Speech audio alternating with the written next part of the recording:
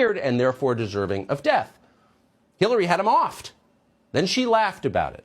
Watch. That is the land of unconfirmed witness. Yes, we came, we saw, he died. Did it have anything to do with your visit? No, I'm sure it did.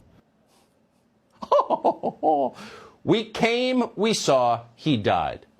Pretty funny. But then what happened? Once Hillary killed the leader of the country, how'd the country do? Well, let's see. We'll tell the story in pictures.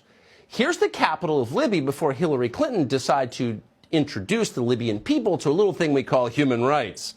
The city looks fine, but underneath there was no freedom. There were too few Soros-backed NGOs. She changed that. Now, here's that same city, post-Hillary.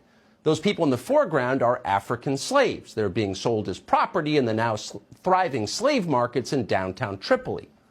No, they don't look very happy, that's true, but at least Gaddafi's gone, so on some level, they're free. They've been liberated by Hillary Clinton, despite the fact they're now enslaved. That's called progress. It's worth something. In fact, it's a pretty good campaign slogan. Hillary 2024. She'll do for us what she did for Libya.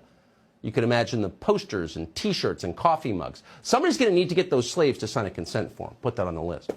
But all of a sudden, Hillary Clinton for president is starting to sound a little less crazy, isn't it? In fact, it's starting to sound inevitable. There are really just two questions left to answer. Why did Hillary lose last time, and who would she run against 2 years from now? Let's take the first question first. It's got the simplest, most obvious answer. Hillary Clinton was cheated out of her rightful destiny in 2016 because unseen forces of evil worked furiously to undermine her because they feared her strength and goodness. Come on, you knew that. Hillary Clinton certainly knows that. Watch.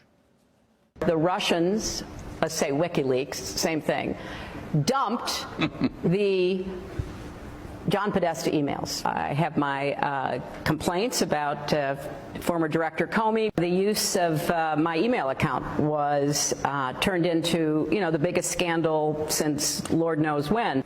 They covered it like it was Pearl Harbor. If you look at Facebook, the vast majority of the news items posted were fake. There's all these stories about, guys over in Macedonia who are running these fake news sites. I inherit nothing from the Democratic Party. I also think I was the victim of a very broad assumption I was going to win.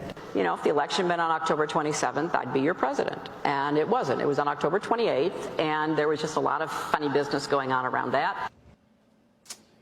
So the Russians, WikiLeaks, Jim Comey, Facebook, Democratic Party saboteurs, and the citizenry of Macedonia.